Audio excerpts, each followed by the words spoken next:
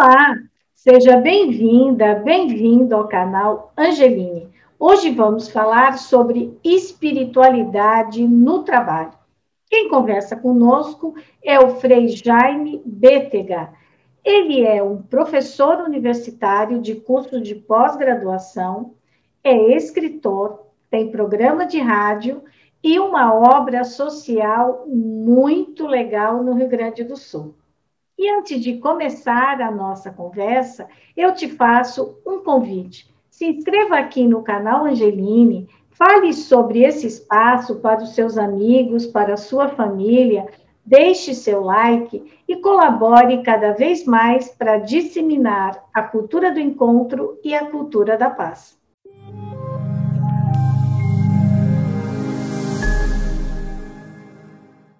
Frei Jaime Bétega, é um prazer recebê-lo aqui no canal Angeline. Muito obrigada por ter aceitado o nosso convite.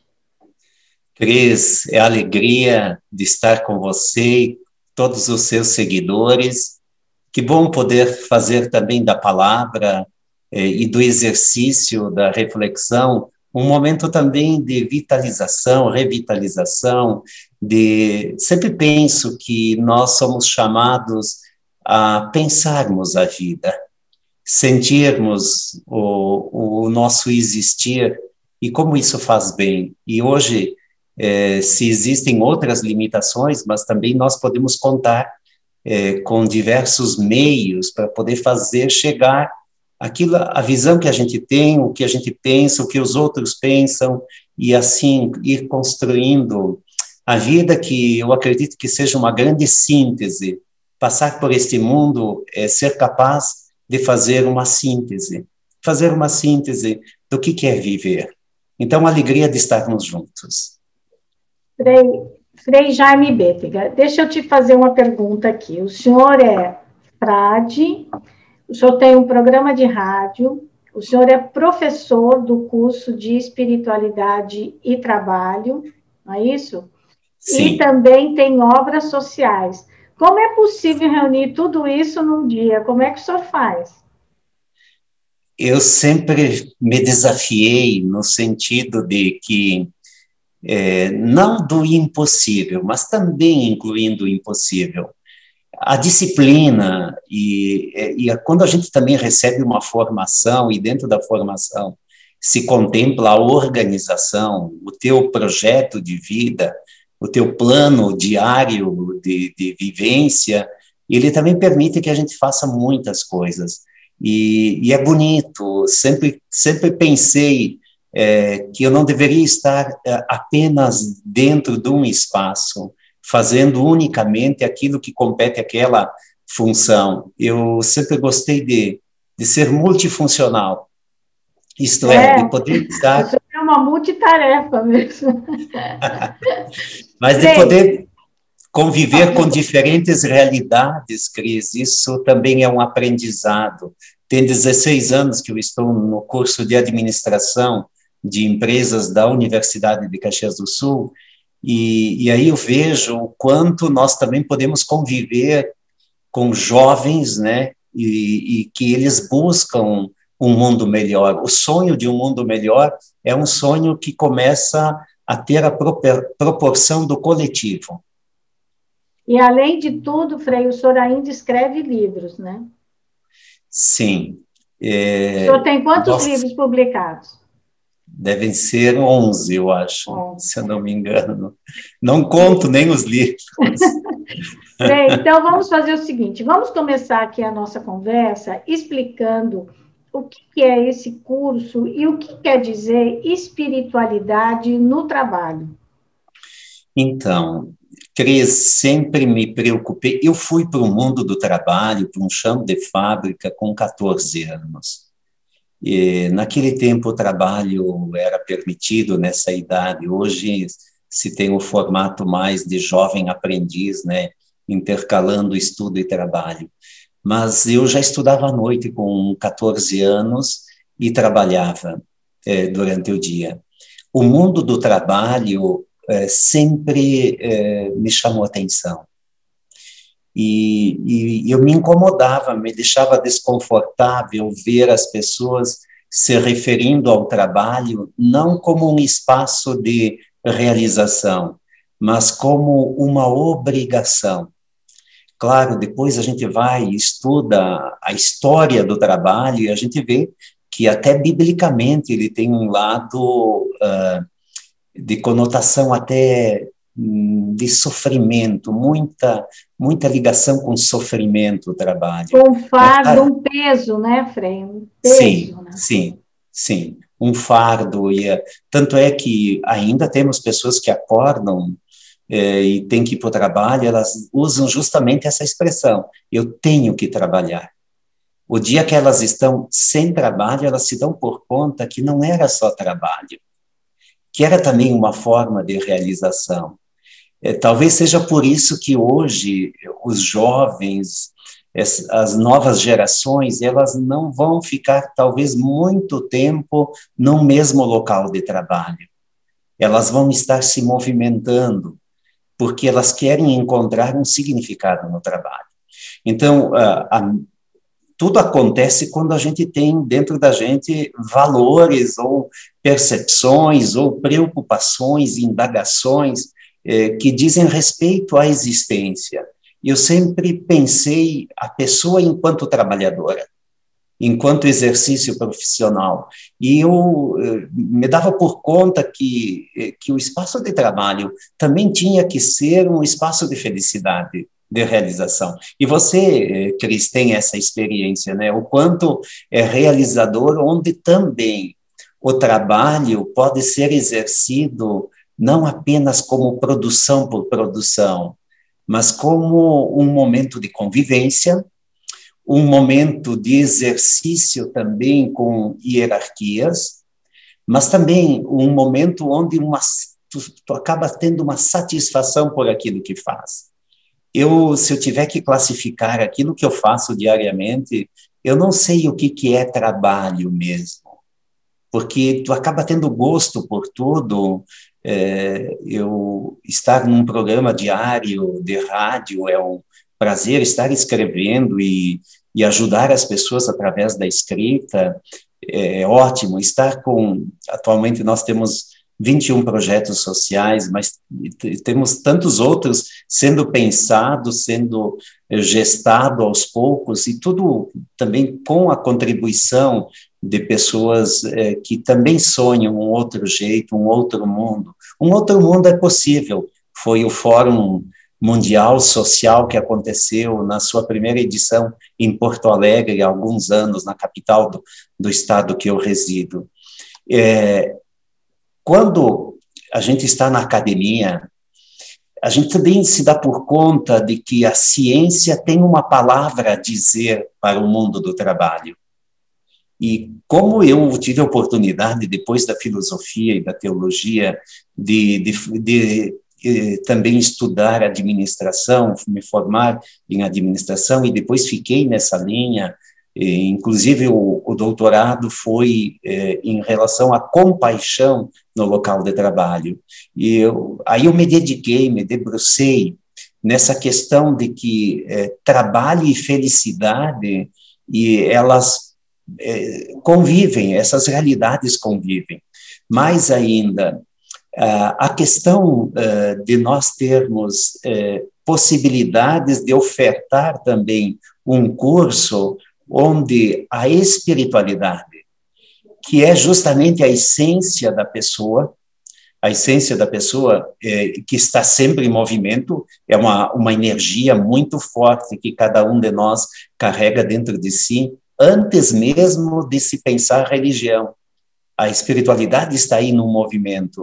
E quando eu vi que a espiritualidade poderia entrar para o mundo do trabalho, eu me dei por conta de que se a família é o primeiro espaço de educação, a escola, com a responsabilidade do ensino, é um complemento da família e também abre outros horizontes, né? Novos horizontes. O que a gente percebe? Que o local de trabalho também é um espaço educativo. É um espaço educativo, o local de trabalho.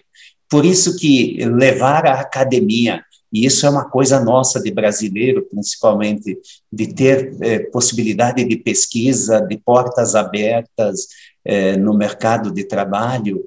Não é assim na Europa, exceto em alguns lugares. Nós não temos muito acesso como estudantes para entrar no mundo do trabalho e também buscar dados, aplicar um questionário, um instrumento de pesquisa. Então, vendo essa realidade e vendo que a espiritualidade também ela está numa crescente significativa, na época a gente pensou, vamos formar pessoas para a realidade profissional, para o mundo do trabalho, para que elas possam também levar a espiritualidade para o local de trabalho.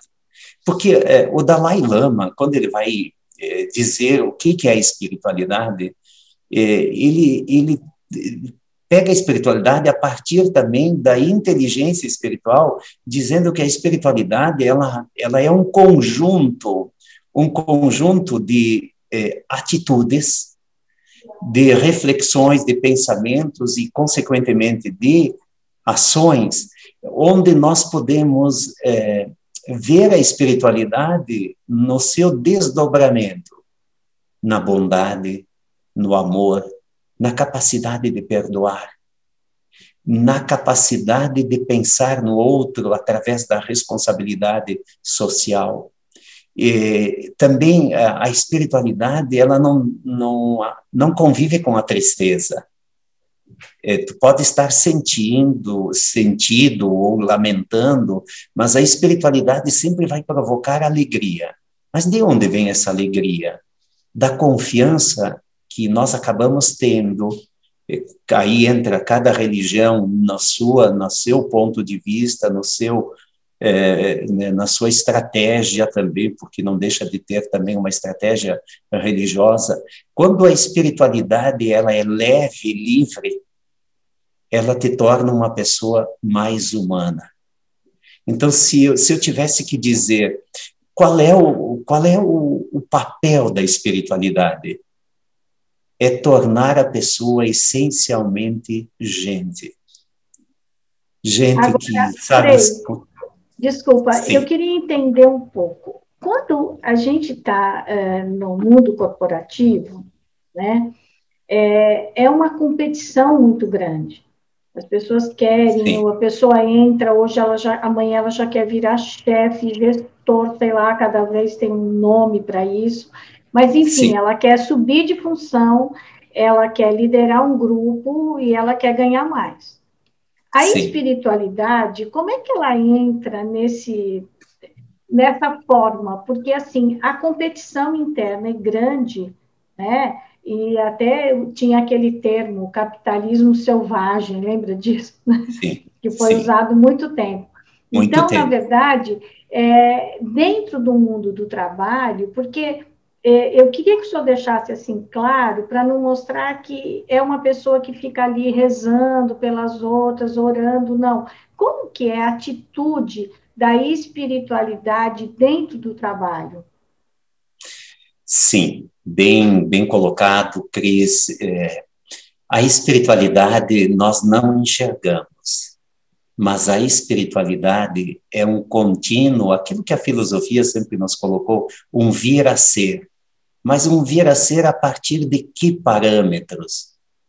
Como deve ser um ser humano? Como é que deve ser um ser humano?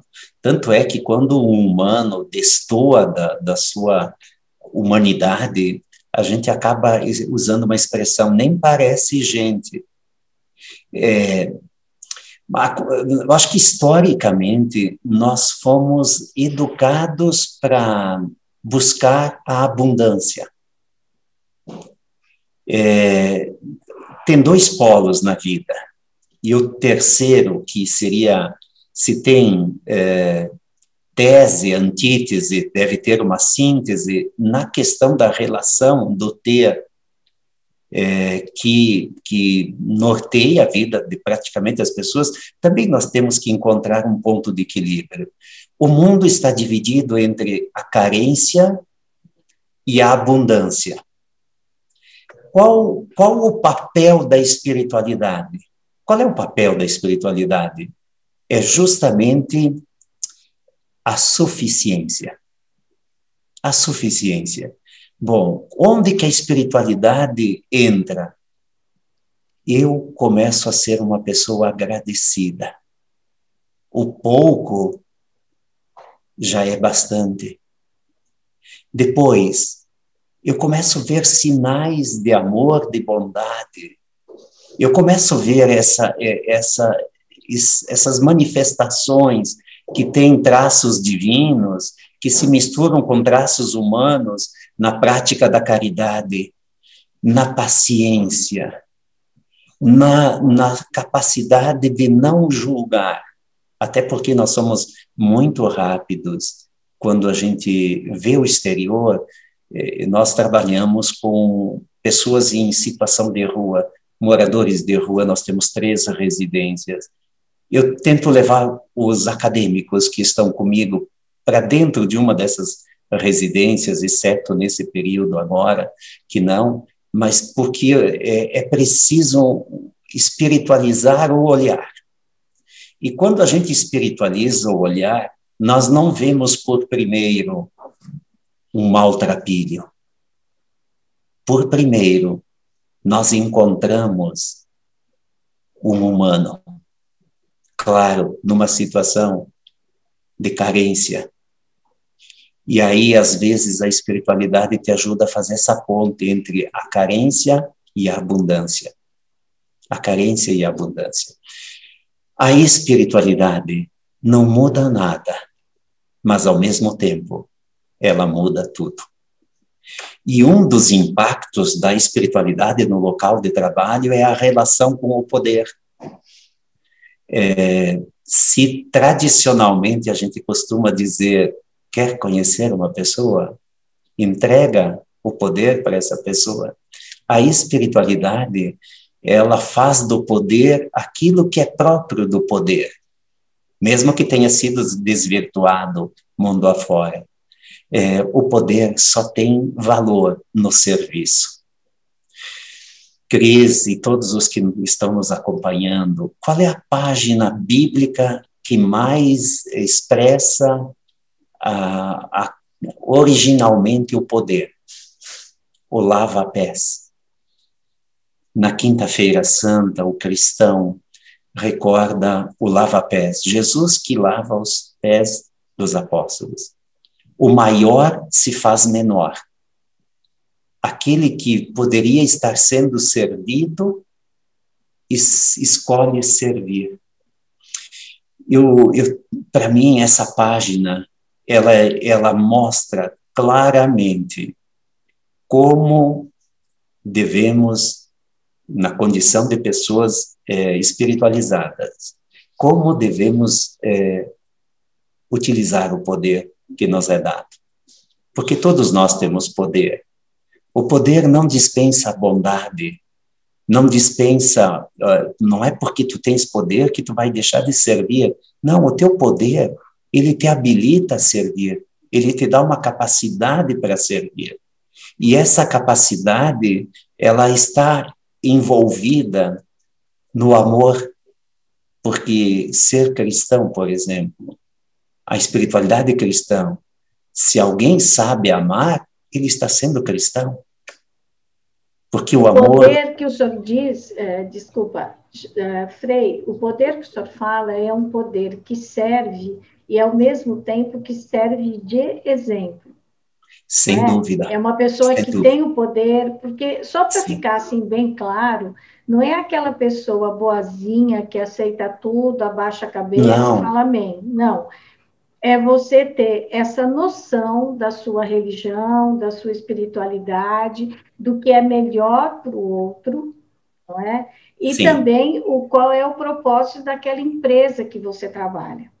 Então, a maneira do seu comportamento, a forma como você se expressa, como você ensina, ou como você aprende, o seu exemplo é que te torna uma pessoa espiritualizada no trabalho.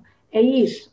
É isso. E eu vou a partir disso, Cris, muito obrigado por ter feito essa síntese também. Eu quero recordar São Francisco de Assis. São Francisco de Assis, ele faz acontecer um movimento extraordinário. Por exemplo, os leprosos estavam por outro lado do muro, e ele começa a se questionar, família abastada, ele consegue ver que não estava certo aquilo. Num determinado momento, todos nós temos um momento que não necessariamente é cronológico, mas num determinado momento, eu acho que a gente acorda. A gente acorda. E Francisco, quando acordou, ele se deu por conta que o muro estava separando os leprosos que estavam do outro lado, longe, tratados como pessoas amaldiçoadas e assim por diante. E a sociedade que vivia aumentava essa chaga por separar. Francisco, a primeira coisa que ele faz, ele pega a roupa que ele tem, ele dá a roupa para o mendigo e ele pega os traços que ele tinha, os trapos que o mendigo tinha, ele veste. Então, veja que ele trocou de tecido. E eu acho que no mundo das organizações, nós estamos precisando trocar de tecido. Mas São Francisco, ele sintetiza o ser espiritual na ótica cristã, franciscana. Ele fala de duas palavras, Cris, que eu acho que são essenciais no exercício do poder, mas também no exercício do conviver. Ternura e vigor. Ternura e vigor. Bom, ternura e vigor está aí. O que é ser um líder? O que é ser um líder?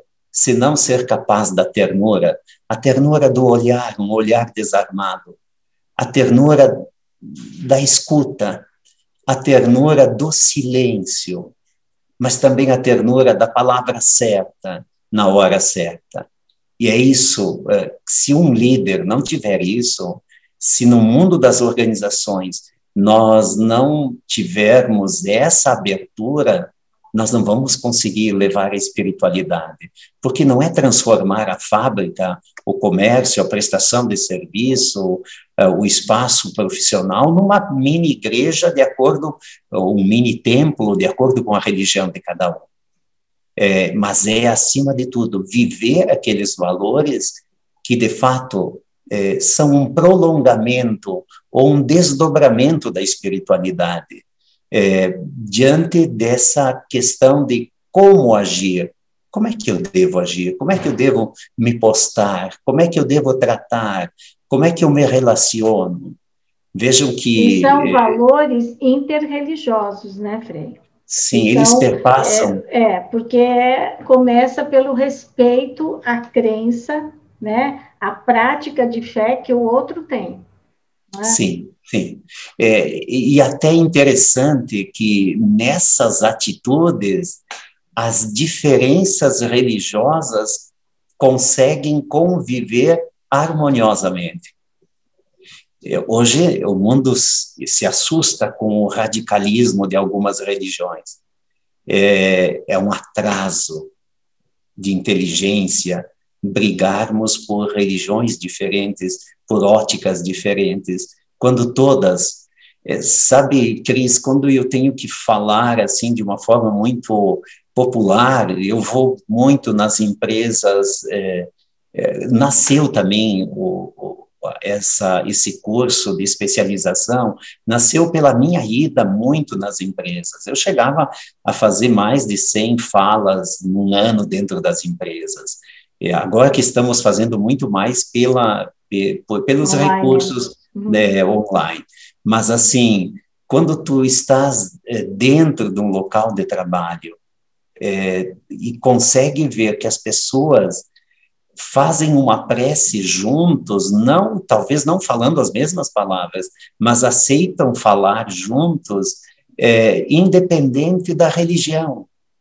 E o que acontecia comigo e que eu achava muito, ficava admirado porque as pessoas não católicas, mesmo sabendo que eu era um frei, elas vinham no final e diziam, nossa, você falou tudo aquilo que tocou o meu coração.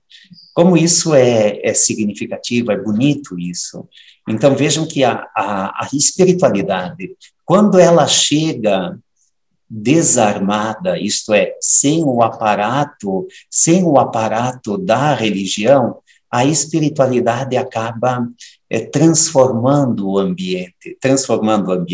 Por isso que eu costumo dizer que a espiritualidade é a força que te faz caminhar e a religião é o caminho. Mas quantas religiões nós temos? Muitas, muitas. Agora, todos nós caminhamos, logo, todos nós somos espiritualizados. E todos nós caminhamos para o amor, né, Frei? Porque todos Sim. os caminhos nos levam ao amor, o respeito ao próximo, a caridade. De certa forma, em todas as religiões, isso faz parte, né? Porque Sim. Você não pode pensar só em você, porque você não vive numa bolha. Aliás, não dá para viver nem sozinho dentro da bolha, né? Você depende das outras pessoas. Sim, e nessa dependência que a gente tem, esses valores espirituais, eles permeiam toda a nossa vida, né? E todas as religiões nos levam para o mesmo caminho, para o mesmo sentido, digamos, embora de caminhos diferentes. Não é isso? Sim, e Cris, bem colocado, e também, olha só, qual seria a atividade comum dentro de uma organização? Vamos pegar dentro de uma organização. Qual seria a atividade que iria ajudar para que as diferenças religiosas ficassem em segundo plano e a espiritualidade em primeiro plano? Um trabalho social. O melhor exercício de ecumenismo é uma ação social, um voluntariado, onde cada um esquece aquilo que tem como doutrina, como dogma, como opção, às vezes, hereditária de religião, e onde a gente se une no amor. Então, a chave da espiritualidade é o amor. Se nós quisermos viver espiritualidade dentro de uma organização, nós temos que exercitar o amor. E o que o amor faz? O período que nós estamos vivendo, a gente se dá por conta que o amor cuida. Então, todo gesto de cuidado é amor. Mas tem uma parte da espiritualidade que talvez ela seja a mais exigente, porque nós não fomos educados para perdoar. Nós fomos educados para ter mais e se apropriar, às vezes até dos outros, né, sem levar em conta que a vida de quem ama é um contínuo exercício de perdão. Mas daí, se nós tivéssemos que dizer, mas o que é mesmo o amor? Nós teríamos que ir lá para São Paulo, quando Paulo escreve para a comunidade de Corinto, quando ele diz, o amor tudo compreende, tudo perdoa, o amor não se ensoberbece. E aí vai dizendo, e disse, olha, vai desaparecer tudo. O que não vai desaparecer é o amor. Então, E como disse aqui no canal Angeline, o pastor Henrique Vieira, da Igreja Batista, ele disse, o amor é um caminho difícil. Ele é um caminho difícil porque ele também nos desarma, nós temos que estar desarmados, depois nós temos que ser proativos, depois, onde fica o orgulho, a autossuficiência? Quem ama não pode gastar tempo com orgulho, com autossuficiência. Quem ama continuamente lava os pés do outro. Isto é, está aí para servir. Mas ele sentimento e atitude, né, Frei? Sim. E ele tem que ter, claro, o princípio do amor é o amor próprio. Depois nós precisamos fazer o exercício do amar e ser amado. Então, é esse contexto todo, essa possibilidade de colocar a espiritualidade nas janelas da vida, da existência, dos diferentes momentos e permitir que a espiritualidade por si só nos aponte para novos horizontes. Onde a espiritualidade é cultivada dentro de uma organização, nós vamos ter pessoas felizes. E aí até se usa um termo no mundo dos negócios, no estudo das organizações. Se diz assim, onde que a empresa que tem espiritualidade é uma empresa com alma. Uma empresa com alma.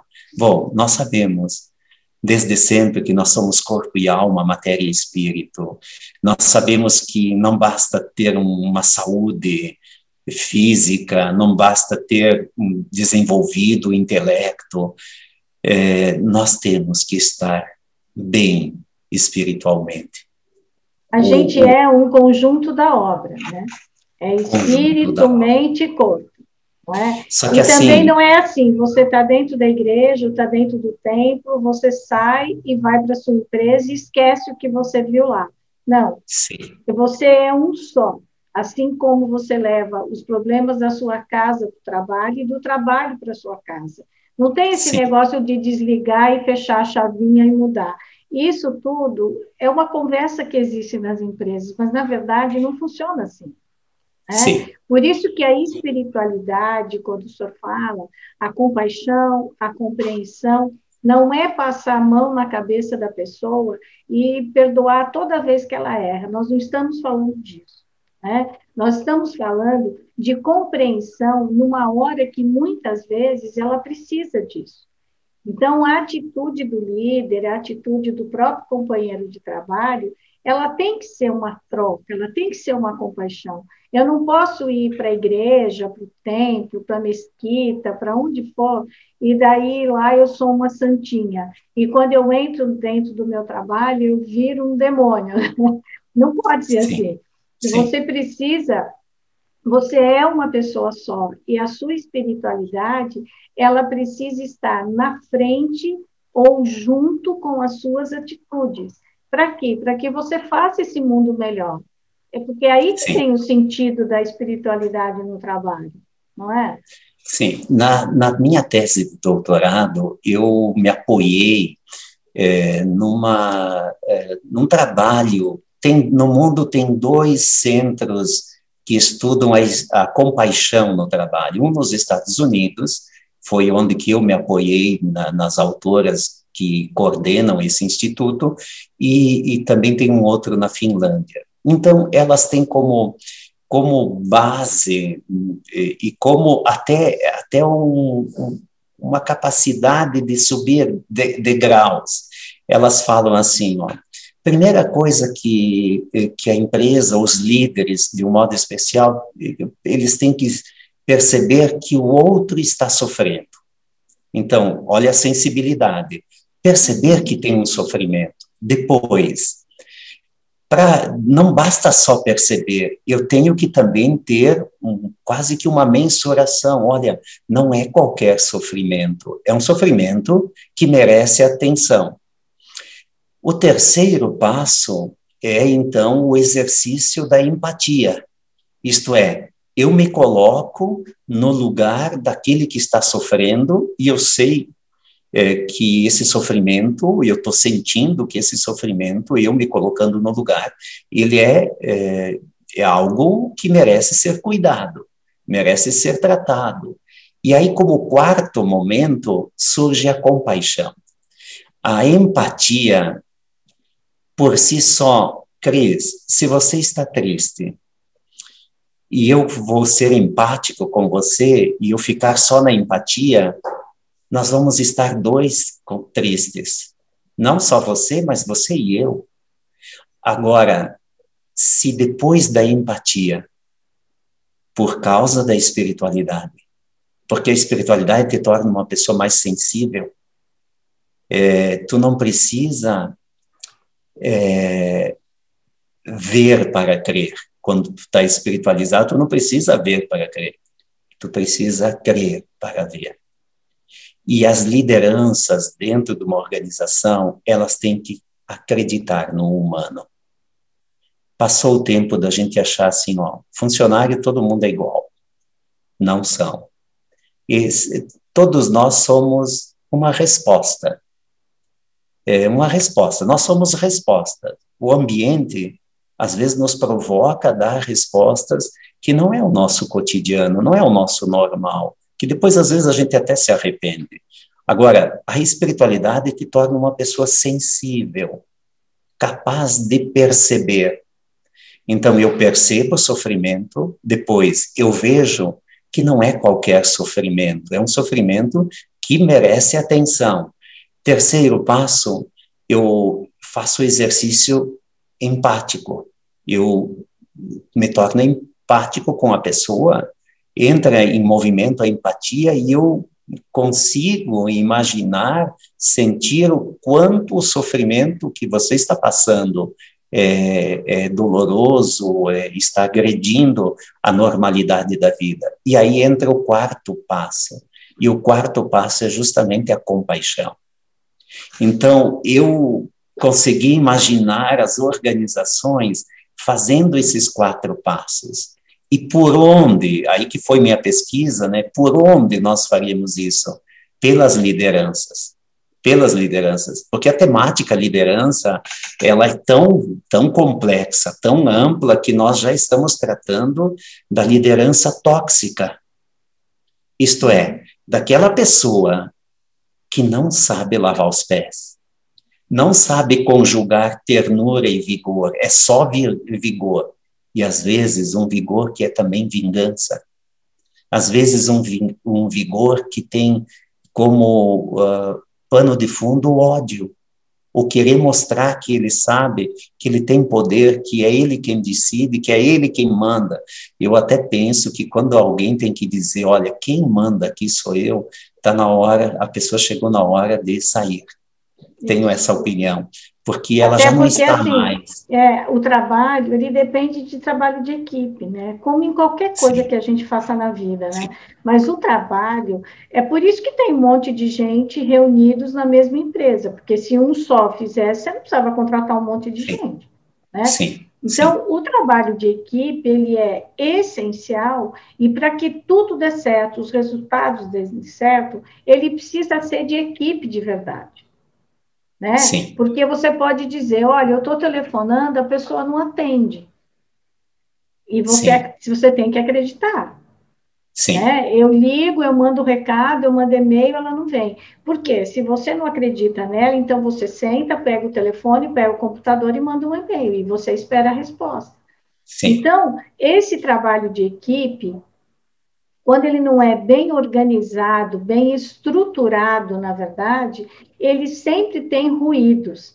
E esses ruídos é que vão causando esse ódio, essa raiva, né? Eu trabalhei muito tempo no mundo corporativo e a verdade é uma só. Tem gente que acorda com ódio do trabalho, trabalha com ódio e vai embora com ódio.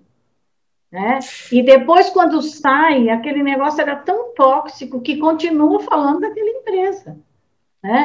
Mas você não atribui nunca a uma empresa, você sempre atribui a um chefe, a uma pessoa que trabalhava com você, é exatamente essa liderança tóxica que o senhor está falando, não é? Sim, por isso que quanto mais nós estivermos dispostos a formar pessoas, e aqui eu volto àquilo que eu dizia, que eu acredito nisso, família, escola.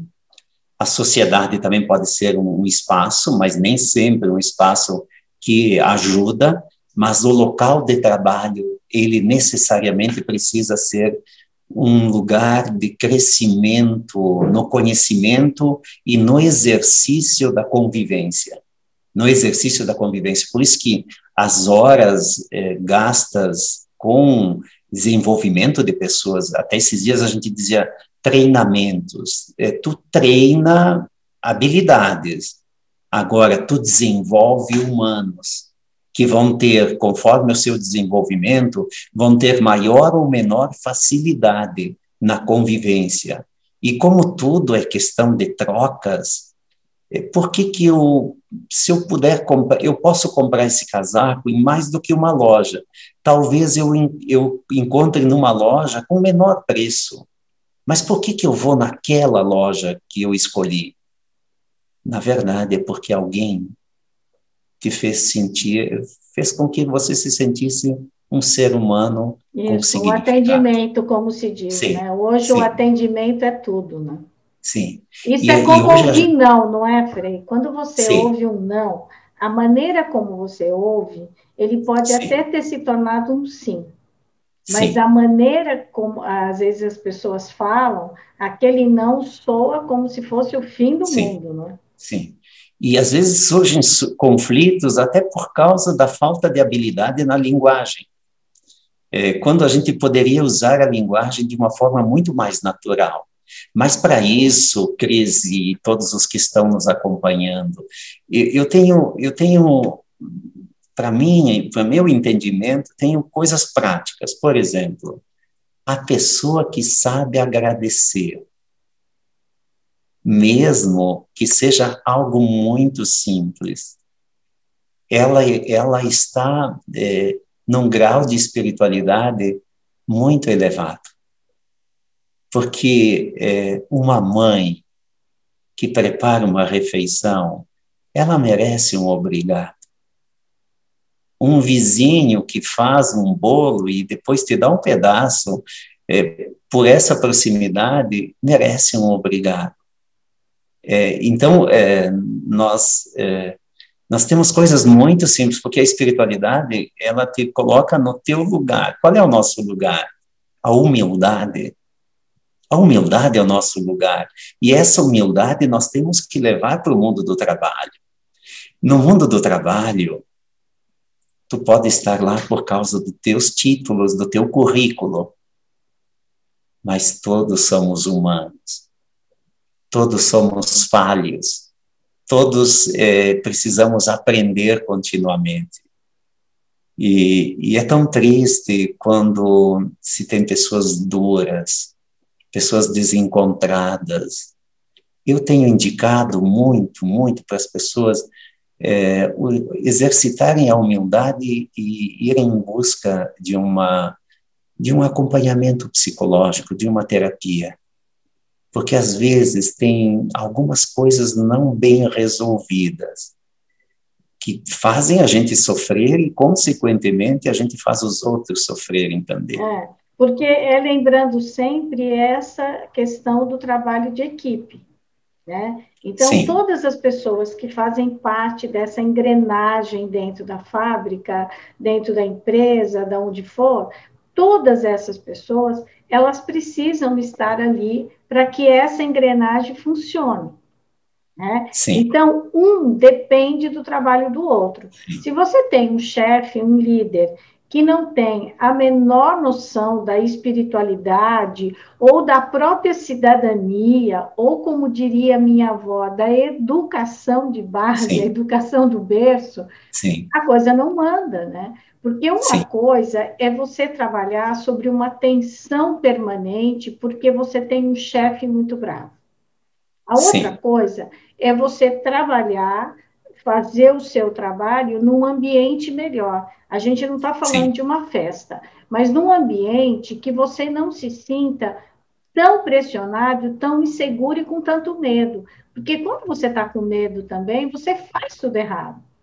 Em sim, vez de você aproveitar o tempo que você está lá e aprender e fazer, a sua insegurança, o seu medo é tamanho e sim. tem, né? Quando uma empresa começa a receber muito atestado médico, que as pessoas faltam e levam, tem alguma coisa errada, está faltando aí uma boa espiritualidade, não é não, Frei? Verdade, verdade.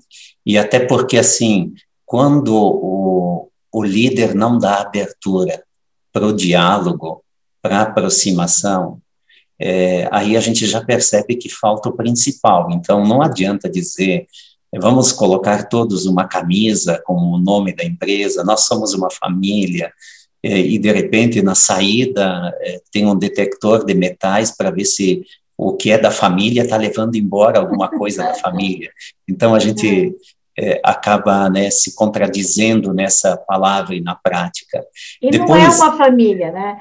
A empresa é uma empresa, a sua família é a sua família. Não vamos confundir as coisas, não é? Sim, sim. Agora, aquilo que vale para a família, o respeito, a entreajuda, o diálogo, vale também para o local de trabalho, porque é isso que é bonito, né?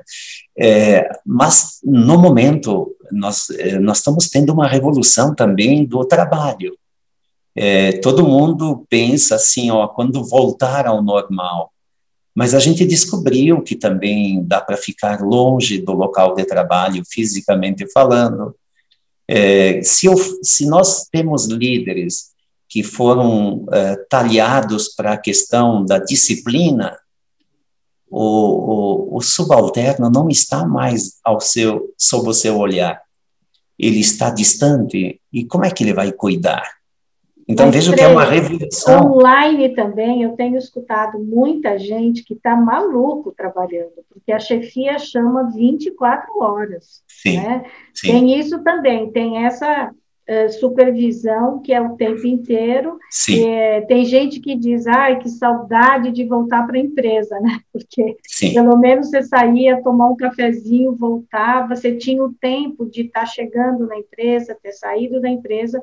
E agora tem gente que acaba ficando disponível 24 horas. Né? Sim. Isso não é um exagero, eu tenho escutado de muitas pessoas. Sim, na verdade, por isso que toda crise, ela dá uma mexida tal que nós temos que depois voltar e ver qual é o ponto de equilíbrio de tudo isso.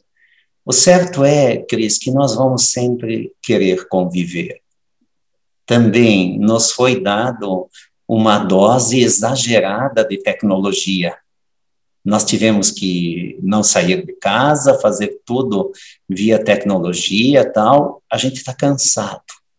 Nós estamos cansados, nós estamos com vontade de abraços, nós estamos com vontade de sorrisos, de olhos, de entreajuda, de uma piada, de alguma coisa assim. Então, nós estamos precisando disso. E a espiritualidade também tem indicado coisas bem significativas. Por exemplo, o valor de uma família. O valor de uma família. Depois, o valor do próprio abraço. Mas se não fosse a espiritualidade, será que nós teríamos aguentado como aguentamos de março de 2020 até o momento que estamos? Talvez não. Agora, todos nós estamos ansiosos por vida, queremos viver, queremos qualificar nossas relações, queremos ter também um horizonte em nossa frente, não mais o medo de quem teve que fechar portas e janelas. Não queremos mais netos que não podem visitar seus avós. Nós queremos ter essa segurança porque a gente descobriu que o humano que está na gente ainda está vivo. E porque está vivo, nós estamos sedentos. E porque estamos sedentos, nós estamos tendo a oportunidade de rever formatos e principalmente estruturas mentais culturais. Isto é, eu posso ser diferente. Eu tenho recebido uma série de recados de pessoas que procuram dizendo, eu tive o vírus, eu me salvei e eu quero viver diferente. Não é só um, é mais. E aí a gente vê que esse querer ser diferente, ele acontece na saída já do hospital. Primeiro na saída da UTI para o quarto. E depois na saída do hospital com cartazes, com os profissionais da saúde, são de uma sensibilidade muito grande. A gente entrevistou aqui o George e o Daniel, os dois tiveram Covid e contaram depois como foi a reação, né? E eles falam dos profissionais de saúde, o George contou que o que os profissionais também falam das pessoas que estão para morrer, ou que quase foram, mas não foram, quando elas começam a falar, se eu soubesse, eu teria feito isso, teria feito aquilo. E eu acho que isso é uma coisa independente de quem teve o Covid, quem pegou o Covid, conseguiu sair do hospital, tudo, tem um sentimento diferente. Mas também quem não pegou, esse foi uma época de reflexão, sem dúvida. Sem Né? dúvida. De parar de cuidar de bobagem, digamos assim, de preocupação com bobagem, e começar a se preocupar com o que é essencial. Sim. Essa oportunidade que nós tivemos. Eu fico admirado quando fico sabendo, olha, teve aglomeração de pessoas, teve festas clandestinas, eu fico pensando, nossa, se essas pessoas soubessem o que é estar entubado, se elas soubessem o risco. Então, nós estamos tendo uma oportunidade de uma profunda reflexão, mas nós estamos tendo a oportunidade única de cuidarmos-nos, nós nos cuidarmos e cuidar daqueles que estão ao nosso redor.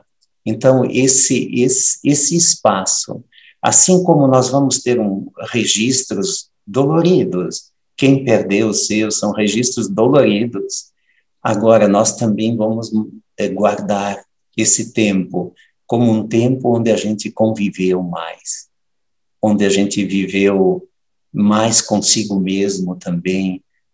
Eu gosto de lembrar de que a gente sente saudades da gente, né? E toda essa realidade nós levamos onde quer que nós estejamos, enquanto trabalhadores, enquanto profissionais das diversas áreas, mesmo assistindo o término de muitas profissões e também o surgimento de novas profissões, são os humanos que vão estar aí em movimento e cada vez mais eles querem não apenas o resultado na folha de pagamento, eles não querem apenas o contra-cheque. Tem muita gente trocando de ambiente de trabalho, não pelo salário, mas pelo próprio ambiente.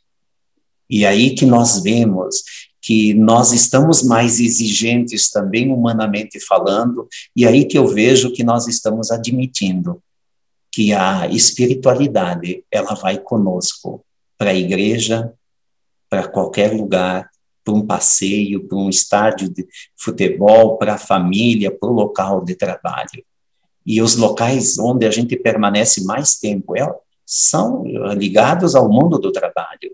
Bom, é nesses locais que nós temos, então, que melhorar a convivência, a sensibilidade, a formação, né, o desenvolvimento de pessoas e também entendermos o que significa ser líder num mundo em contínua mudança e num mundo que também já dá sinais da desmaterialização. Então, o impacto que a espiritualidade está causando é elevado, que a gente está muito ainda nessa confusão, né, de o que é uma religião e o que é espiritualidade. Olha só, religião tu pode escolher. E se não tiver do teu gosto, tu até pode criar uma religião. Agora, espiritualidade não. Assim como tu nasce com pele no teu organismo, nós nascemos com uma dimensão espiritual. Quanto muito nos é dado a opção de desenvolver a espiritualidade ou não desenvolver a espiritualidade. Essa é a nossa opção.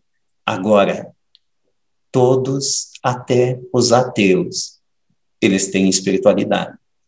Talvez eles tenham colocado às vezes até um valor pessoal pode servir de uma espiritualidade também. Mas cedo ou tarde, dentro de nós, tem algo que nos aponta para o infinito. Como nós denominamos esse infinito? Eu acho que a gente já brigou que chega em cima disso. O certo é acho que sim, embora tenha alguns lugares que ainda estão brigando, mas o certo é que nós estamos descobrindo que não basta pisar o solo firme, a terra, o chão. Nós temos que erguer a cabeça para o infinito. E isso É incrível. Agora, Frei, o senhor falando, a gente falando aqui em Amor em Atitude, qual que é o seu trabalho? A entidade chama Mão Amiga, é isso? E ela Sim. atende quantas pessoas e ela fica em qual cidade do Rio Grande do Sul? Então, eu resido na cidade, na minha cidade natal, na minha terra natal, que é Caxias do Sul, né? Então, Rio Grande do Sul. Nós completamos, no dia 20 de junho, completamos 131 anos de município de Caxias do Sul. Uma cidade de 512 mil habitantes, 510, 512 mil habitantes.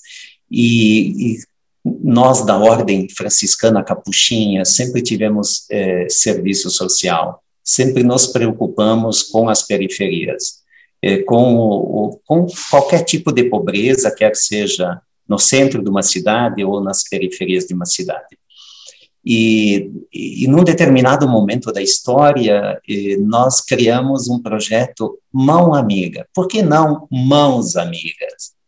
Porque uma mão nós podemos dar em forma de ajuda, a outra mão, a família tem que entrar na conjugação, né, para fazer o contraponto, cada um tem que ajudar com a sua parte, com o seu percentual.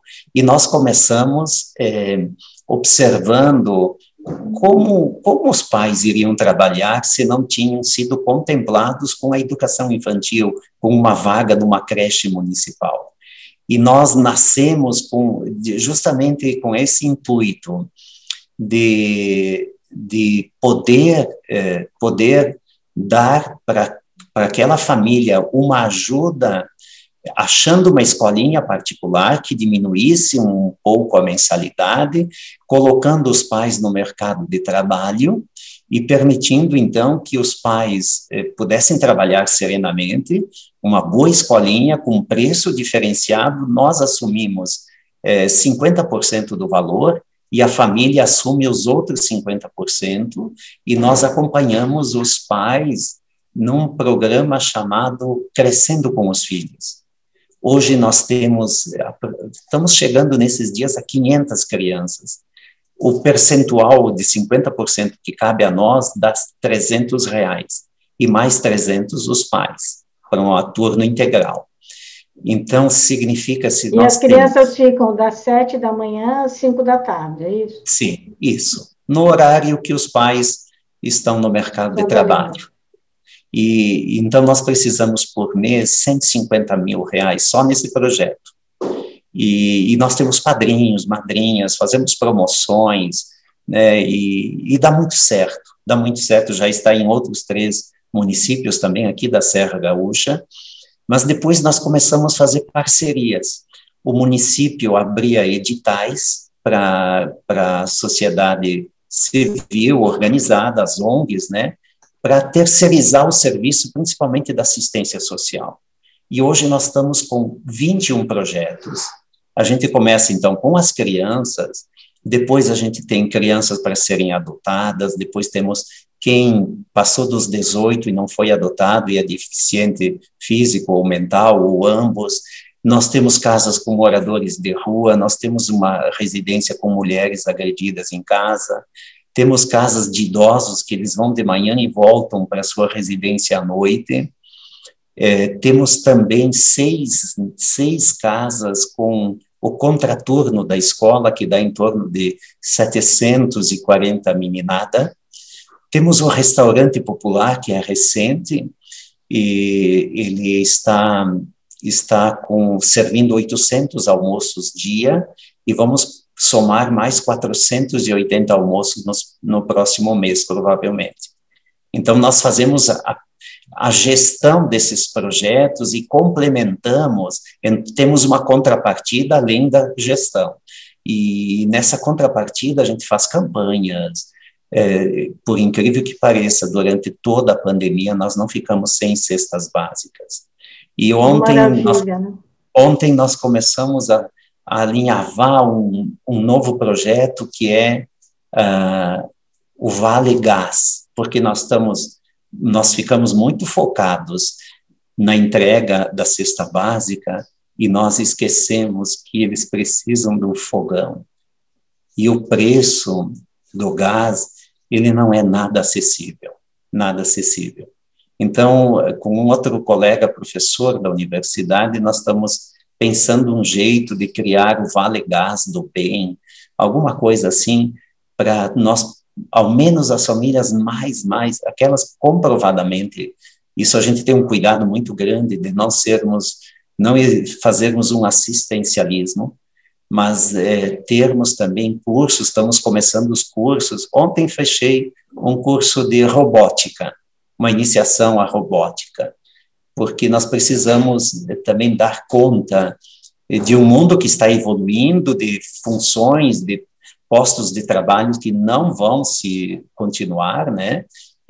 Mas nós temos que também cuidar para que não falte o necessário, porque convivendo entre a carência e a abundância, é preciso ser ponte, e uma ponte que interliga, que pode ofertar a suficiência, isto é, o suficiente para que todos tenham uma vida digna.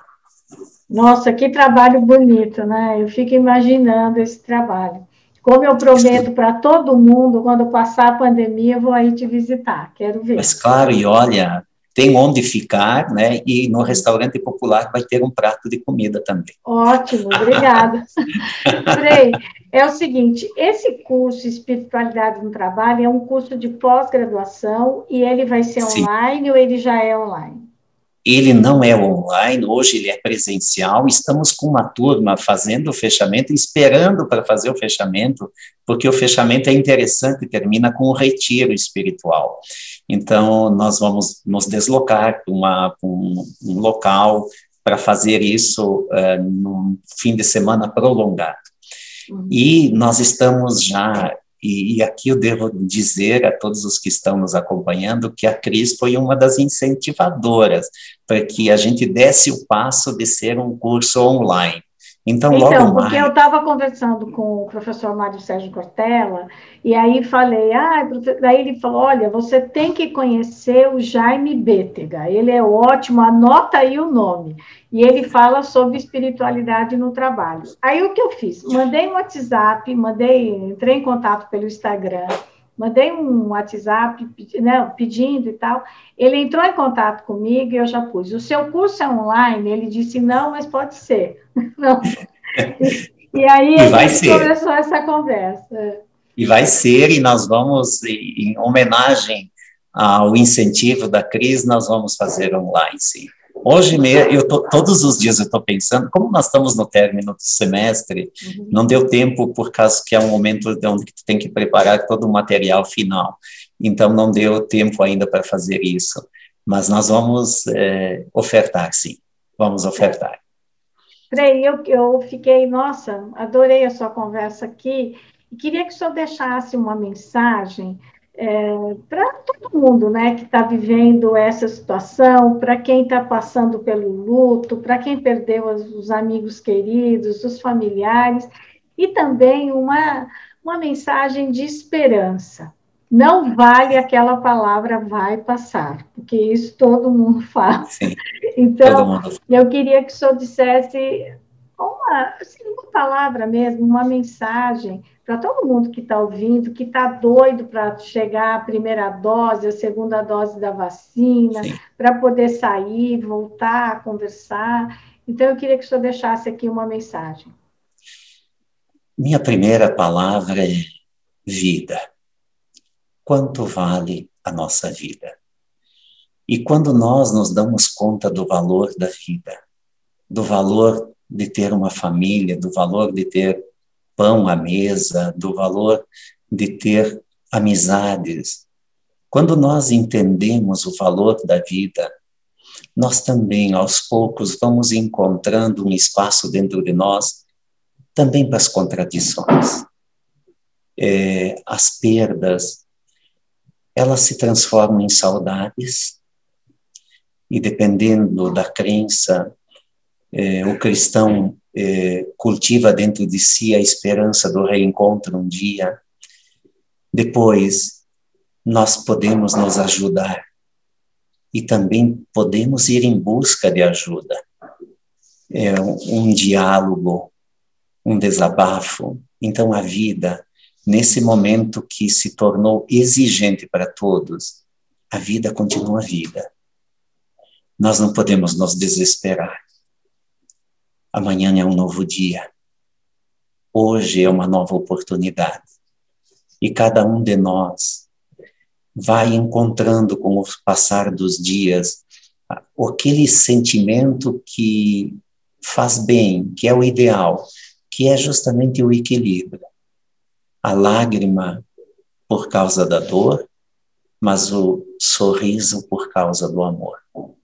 E, claro, quando a gente não se sente sozinho em relação a um ser superior, nós estamos potencializando dentro de nós as respostas, até mesmo para aquelas perguntas que até então nos inquietaram. Mesmo que a gente tenha outras perguntas, nós temos esperança. E a esperança não precisa de uma definição. A esperança, ela precisa de ação. O Paulo Freire conjugava o verbo esperançar. Esperançar. Então, nós também precisamos conjugar o verbo esperançar, para que a gente possa ter uma normalidade de vida, um encaminhamento daquilo que, às vezes, a gente se sente em pedaços. Mas é possível se reinventar, recomeçar e acreditar. Que Deus abençoe. Bonito. Que Deus abençoe a todos. E vale a pena viver. Vale a pena viver. Vale mesmo, né, Frei? Amor, esperança e atitude, né? Para tentar fazer desse mundo um mundo melhor, não é? Um mundo melhor. Frei, e existe um mundo melhor. Frei Jaime Bétega, muito obrigada por ter nos dado essa entrevista. Muito obrigada pelo seu tempo, que hoje eu sei é uma coisa preciosa para todos nós. Mas, principalmente, eu agradeço o seu trabalho. São pessoas como o senhor que colocam a mão na massa, que ajudam a mudar a nossa sociedade. E para você que assistiu aqui, que gostou da nossa conversa, que gostou das atitudes, né, do Frei Jaime Bétega junto com a comunidade, eu te passo um convite. Compartilhe o vídeo e também se inscreva aqui no canal Angeline. Nos ajude a colaborar cada vez mais para disseminar a cultura do encontro e a cultura da paz. Toda quinta-feira, uma nova entrevista. Eu espero você. Obrigado. Obrigada, Frei.